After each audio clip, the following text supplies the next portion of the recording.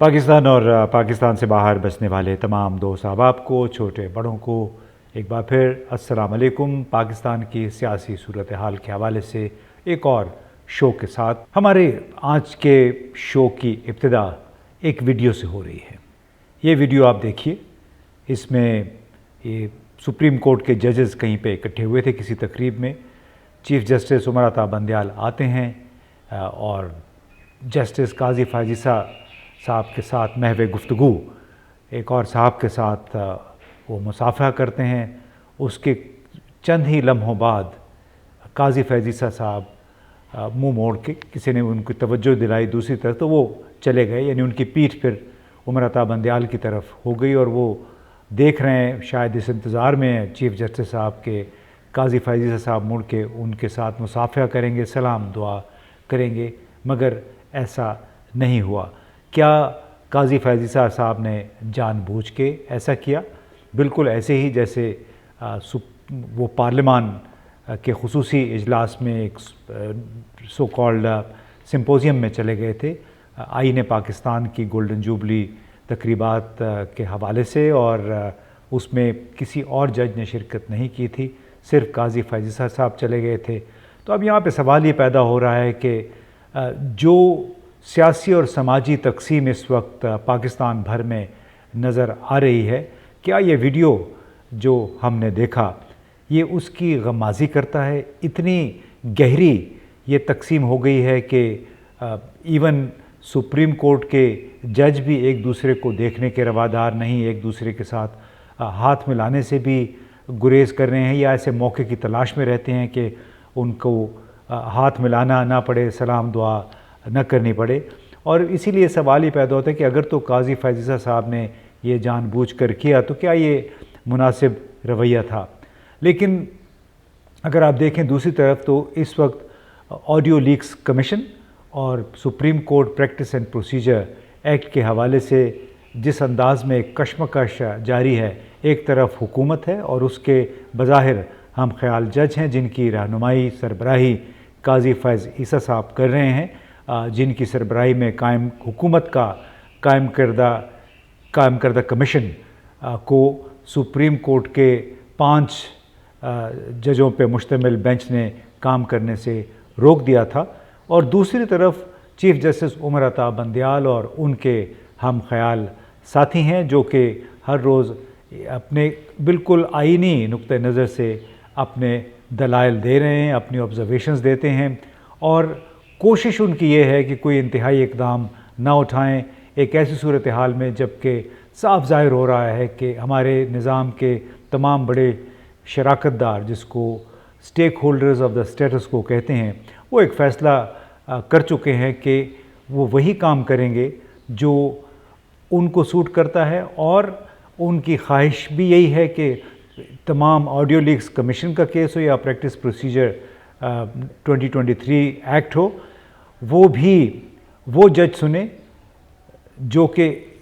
जिन्हें ये मुनासिब समझते हैं, और वो जज उन बेंचेस में शामिल ना हों जिनको ये समझते हैं कि वो इमरान ख़ान यानी साबिक़ वज़ीर आज़म के हामी हैं। तो इंतहाई एक अफसोसनाक सूरत हाल पैदा हो चुकी है कि जब इन्हीं जजों ने PDM, पाकिस्तान मुस्लिम लीग, PMLN के हक़ में फ़ैसले दिए थे तो उस वक्त उन्होंने मिठाइयाँ बांटी थी, लेकिन अब उनका मुसलसल इसरार है और इसमें अक्सर वफाकी वज़रा भी दिन भर प्रेस कॉन्फ्रेंसों में मसरूफ़ रहते हैं। तकरीबन हर रोज़ 8-8, 10-10 प्रेस कॉन्फ्रेंसें हो रही हैं जिसमें ये बावर कराने की कोशिश की जा रही है कि chief justice Umar Ata Bandial, Munib Akhtar, justice Ijazul Ehsan और दूसरे कई लोग वो इंसाफ पे मबनी बात नहीं कर रहे हैं, वो फेयर नहीं हैं। यानी तासुर कम अज़ कम यही देने की कोशिश की जा रही है, और इसीलिए कहा जा रहा है कि इन जजों को ये केसेस सुनने ही नहीं चाहिए। हालांकि दुनिया भर में इस तरह की तकसीम कभी ग़ालिबन हमने नहीं देखी जहां हुक्मरान जमातें अपनी मर्ज़ी के जजों से अपने मर्ज़ी के फ़ैसले शायद सुनने की कोशिश कर रहे हैं। उनकी बड़ी शदीद ख्वाहिश है। अब ये कशमकश कब तक जारी रहती है हमें नहीं मालूम, लेकिन तनाज़ा सिर्फ सुप्रीम कोर्ट में जारी नहीं है बल्कि आज एक दिलचस्प सूरत हाल हुई, वो मैं अभी بعد میں پروگرام کے آخر میں آپ سے اس پہ ہم بات کرتے ہیں۔ مین وائل ایک جس تقسیم کی ہم بات کر رہے ہیں، طبقاتی سیاسی سماجی تقسیم، اور جس انداز میں بقول جو ماہر معیشت ہیں کیسر بنگالی صاحب یا مفتاح اسماعیل صاحب کے باہمی مفادات کا ایک ٹولہ ہے جو اس ملک پہ حکمران ہے، اس ٹولے میں ہماری مذہبی سیاسی جماعتیں بھی شامل ہیں، کیونکہ انہی کی نگرانی میں پاکستان بھر میں مساجد اور مدارس کا ایک سلسلہ پھیلا ہوا ہے۔ صرف وفاق المدارس العربیہ کے زیر انتظام کوئی 19-20 ہزار کے قریب مدارس اس وقت کام کر رہے ہیں۔ اب یہ مجھے اس لیے خیال آیا کہ ابھی یہ ویڈیو آپ دیکھیے جو G7 اسلام آباد کے G7 سیکٹر کے مکینوں نے شیئر کی ہے، اور اس میں یہ بتا رہے ہیں کہ جو یہ مولانا عبدالعزیز آپ کو نظر آ رہے ہیں، آپ کو معلوم ہے جامعہ حفصہ کے بھی یہ انچارج ہوتے تھے جب یہ لال مسجد کا تنازع چل رہا تھا G6 میں، اور یہ وہی مولانا عبدالعزیز ہیں جو کہ برقع پہن کے فرار ہوتے ہوئے گرفتار ہوئے تھے، اور جامعہ حفصہ سے ہی دراصل تنازع شروع ہوا تھا جب یہاں کی طالبات نے اعتراض کیا تھا کہ ان کے مدرسے کو گرایا نہ جائے، بلکہ ان کی جو لائبریری تھی تنازع وہاں سے شروع ہوا تھا، اور پھر ہوتے ہوتے لال مسجد کے آپریشن پہ جولائی 2010 میں یہ ختم ہوا تھا، اور بہت بڑا اس سے ظاہر ایک سانحہ بھی ہوا جب لال مسجد میں آپریشن ہوا۔ تو اب جناب یہ دیکھیے G7 میں یہاں پہ کوئی گرین ایریا یعنی یہاں پہ جھاڑیاں درختی ہٹانے کی کوشش ہو رہی ہے، مقامی جو آبادی ہے کچھ نوجوان ہیں وہ ان کو چیلنج بھی کر رہے ہیں کہ آپ گرین بیلٹ کو خراب کیوں کر رہے ہیں، لیکن ان کو بار بار کہا جائے کہ نہیں ہم اس کو دوبارہ ٹھیک کر دیں گے۔ لیکن آپ کو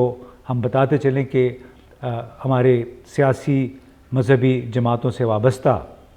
جو مولوی حضرات ہیں ان کا یہ طریقہ کار ہے کہ وہ گرین بیلٹس میں جہاں جہاں پہ آپ کو خالی علاقہ نظر آتا ہے اسلام آباد میں، وہاں پہ یہ مساجد قائم کر لیتے ہیں، مدارس بنا لیتے ہیں غیر قانونی طور پہ، اور کئی غیر قانونی طور پہ تعمیر شدہ مساجد اور مدارس کو تو باقاعدہ سرکاری افسروں CDA کے افسروں کی طرف سے عطیات بھی ملتے ہیں، چندے بھی ملتے ہیں، یہ لوگ وہاں جا کے نمازیں بھی پڑھتے ہیں، حالانکہ سب کو معلوم ہوتا ہے کہ یہ مسجد غیر قانونی طور پہ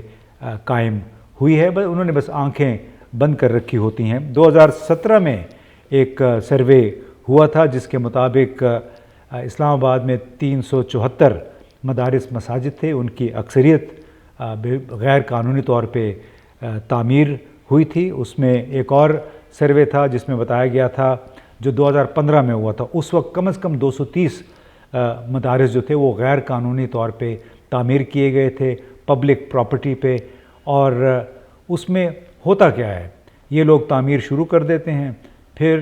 جب اعتراض ہوتا ہے تو یہ اپنے جمعیت علماء اسلام یا جماعت اسلامی کسی بھی ان جماعتوں کے جو بڑے رہنما ہیں ان کو یہ ٹیلی فون کرتے ہیں، یہ ٹیلی فون پھر وزارت داخلہ جاتے ہیں، وزیر اعظم تک پہنچ جاتے ہیں، اور پھر وہ فون پہ کہہ دیتے ہیں کہ جی چھوڑیں، اللہ کا گھر ہے، اس کو آپ قائم ہونے دیں۔ حالانکہ جنوری 2022 میں جب جسٹس گلزار احمد سربراہی کر رہے تھے سپریم کورٹ کی، تو ان کے سامنے ایک کیس آیا تھا کراچی میں مدینہ نامی مسجد کے حوالے سے، اس کو گرانے کا حکم دیا گیا تھا 28 دسمبر 2021 میں، مگر اندازہ لگائیے اس وقت کے اٹارنی جنرل خالد جاوید خان باقاعدہ ایک پیٹیشن لے کے پہنچے سپریم کورٹ میں، اور انہوں نے کہا کہ جی یہ مسجد کو گرانے کا حکم آپ واپس لے لیں کیونکہ اس سے مذہبی ٹینشن، مذہبی کشیدگی میں اضافہ ہو رہا ہے۔ تو اس پہ جسٹس گلزار احمد نے کہا کہ غیر قانونی کام ہوا ہے ایک ایسی جگہ پہ جو ایک ایسا پلاٹ تھا جو مختص تھا کسی اور مقصد کے لیے، اور وہاں پہ انہوں نے یہ مسجد اور مدرسہ بنا لیا ہے، تو آپ اجازت اس کی دے رہے ہیں، یعنی مذہب کے نام پہ غیر قانونی طور پہ ایک پبلک پراپرٹی پہ قبضہ ہو رہا ہے، اور آپ کہہ رہے ہیں کہ اب مذہبی ٹینشن پیدا ہو رہی ہے، یعنی غیر قانونی طور پہ قبضہ پیدا ہوا اور آپ وہ ختم کرنا چاہ رہے ہیں، اور اس کی وجہ سے صرف ٹینشن کا بہانہ لے کے آپ اس مسجد کو مسمار نہیں کر رہے، اس کو گرا نہیں رہے ہیں۔ تو جسٹس گلزار احمد نے اس وقت یہ بھی کہا کہ مذہب کے نام پر زمینوں پر قبضہ کیا جا رہا ہے، حالانکہ یہ بھی ہو سکتا ہے کہ سندھ حکومت اس مسجد کے لیے، مدرسے کے لیے کوئی اور متبادل جگہ مختص کر دے۔ تو جناب یہ ایک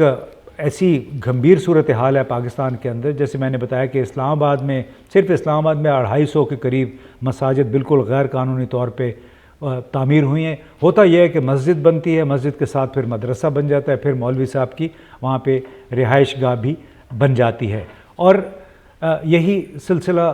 سالہ سال سے جاری ہے۔ اور اس میں خود CDA کے افسران، حالانکہ جب گھروں میں آپ چلے جائیں،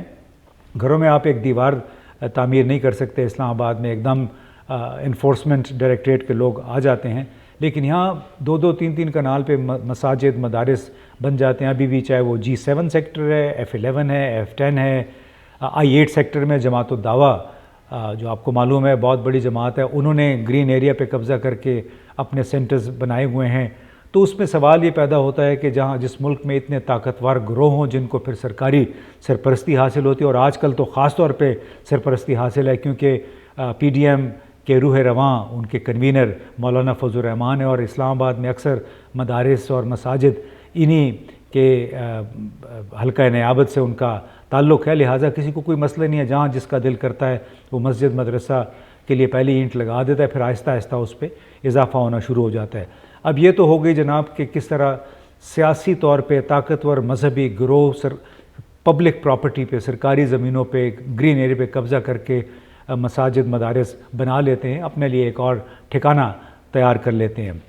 اس کے ساتھ ساتھ ایک اور اہم خبر یہ آئی کہ اسلام آباد ہائی کورٹ کے جسٹس بابر ستار نے ایک فیصلہ جاری کیا، اور اس کا بنیادی تعلق تھا آڈیو لیک تحقیقات کے لیے قائم خصوصی کمیٹی کی تشکیل کے خلاف ایک درخواست تھی۔ اب قطع نظر اس باقی تفصیلات کے، اس جسٹس بابر ستار نے جو حکم نامہ جاری کیا اس کا براہ راست تعلق سپریم کورٹ میں اس وقت جاری آڈیو لیکس کمیشن کے حوالے سے ہے، جہاں پہ جسٹس عمر عطا بندیال اور قاضی فیضی صاحب کے درمیان کشمکش بالکل کھل کے اب سامنے آ گئی ہے۔ تو اسلام آباد ہائی کورٹ کے جسٹس بابر ستار نے اپنے تحریری حکم نامے میں عام افراد کی ٹیلی فونک گفتگو کی ریکارڈنگز اور آڈیو لیکس پر اب اٹارنی جنرل سے معاونت طلب کی ہے۔ سپریم کورٹ میں تو آڈیو لیکس کمیشن کا سلسلے میں یہ جاری ہے، لیکن اب اسلام آباد ہائی کورٹ میں بھی یہ مسئلہ اٹھا لیا گیا ہے۔ عدالت نے اب وفاق، وزارت داخلہ، وزارت دفاع اور پاکستان ٹیلی کمیونیکیشن اتھارٹی کو بھی پٹیشن میں فریق بنانے کی ہدایت کی ہے۔ سیکریٹری قومی اسمبلی سمیت تمام فریقین کو نوٹسز بھی جاری کر دیے ہیں، اور عدالت نے اعتزاز احسن صاحب، مخدوم علی خان، رضا ربانی اور محسن شاہ نواز رانجھا کو عدالتی معاونین بھی مقرر کر دیا ہے۔ اب اہم بات کیا ہے اس میں؟ تحریری حکم نامے میں عدالت نے کہا ہے کہ بتایا جائے کہ کیا آئین اور قانون شہریوں کی کالز کی سرویلنس اور خفیہ ریکارڈنگز کی اجازت دیتا ہے؟ اگر فون ریکارڈنگ کی اجازت ہے تو کون سی اتھارٹی یا ایجنسی کس میکنزم سے یہ کام کر سکتی ہے؟ آڈیو ریکارڈنگ کو خفیہ رکھنے اور اس کا غلط استعمال روکنے سے متعلق کیا سیف گارڈز ہیں؟ اگر اجازت نہیں ہے تو شہریوں کی پرائیویسی کی خلاف ورزی پر کون سی اتھارٹی ذمہ دار ہے؟ عدالت نے سوال کیا ہے کہ غیر قانونی طور پر ریکارڈ کی گئی کالز کو ریلیز کرنے کی ذمہ داری کس پر عائد ہوگی؟ بتائیں کہ کیا پارلیمنٹ کسی پرائیویٹ نجی شخص کے معاملے پر انکوائری کر سکتی ہے؟ کیا رولز اجازت دیتے ہیں کہ اسپیکر عام افراد کی گفتگو لیک ہونے پر خصوصی کمیٹی بنائیں؟ اور پارلیمنٹ کے احترام اور تحمل کا مظاہرہ کرتے ہوئے خصوصی کمیٹی کا نوٹیفیکیشن معطل نہیں کر رہے ہیں، لیکن ہمیں ان سوالات کے جواب چاہیے۔ اب دلچسپ بات یہ ہے کہ جو آڈیو ریکارڈنگز کے حوالے سے، یعنی فون کال ریکارڈنگز کے حوالے سے جن باتوں کا ٹرمز آف ریفرنس میں شامل ہونی چاہیے تھی آڈیو لیکس کمیشن نے، بنیادی سوال آڈیو لیکس کمیشن کے لیے یہ تھا، جو کہ اب اسلام آباد ہائی کورٹ کے جسٹس نے اٹھایا ہے کہ یہ کالز ریکارڈ کرنے کا ذمہ دار کون ہے، اور اس میں نجی جو ہمارے شہری ہیں ان کی پرائیویسی کی پروٹیکشن کیسے ہوگی، اور کس میکنزم کے تحت یہ فون کالز ریکارڈ ہوتی ہیں، کون کرتا ہے۔ تو یہ بنیادی سوالات ہیں جو کہ آڈیو لیکس کمیشن کے ٹرمز آف ریفرنس میں نہیں ہیں۔ تو اب اس سے ظاہر ہوتا ہے کہ اگر یہ لگ رہا ہے کہ چونکہ سپریم کورٹ میں معاملہ لٹکتا نظر آ رہا ہے تو یہاں جسٹس بابر ستار صاحب نے بھی اب بالآخر وہ بنیادی سوال اٹھائے ہیں جو کہ پہلے دوسرے نمبر پہ ہونے چاہیے تھے ٹرمز آف ریفرنس میں آڈیو لیکس کمیشن کے۔ اب دیکھیے اس کا کیا نتیجہ نکلتا ہے، کیونکہ اس میں اکیلے ایک جسٹس صاحب کی یہ حیثیت نہیں ہوتی ہے، ان کی اتنی کیپیسٹی نہیں ہوتی، بالکل ایسی جیسے ثابت ہوا کہ چیف جسٹس عمر عطا بندیال صاحب نے بھی کچھ حکم نامے جاری کیے، ان کی تعمیل نہیں ہوئی بلکہ الٹا ان کے خلاف نئے محاذ کھول دیے گئے ہیں۔ اب دیکھنا یہ ہے کہ آڈیو ریکارڈنگز کے حوالے سے، ٹیلی فون کالز ریکارڈ کرنے کے حوالے سے جو سوالات اسلام آباد ہائی کورٹ میں اٹھائے گئے ہیں، جسٹس بابر ستار نے اٹھائے ہیں، اس کا نتیجہ کیا برآمد ہوتا ہے، کیا کوئی ہمیں جواب مل پاتا ہے یا نہیں، یا پھر ان کا بھی حال حشر وہی ہوگا جو کہ اس وقت سپریم کورٹ کے ان ججوں کا ہو رہا ہے بشمول چیف جسٹس کے، جنہیں حکومت اپنا مخالف سمجھ رہی ہے۔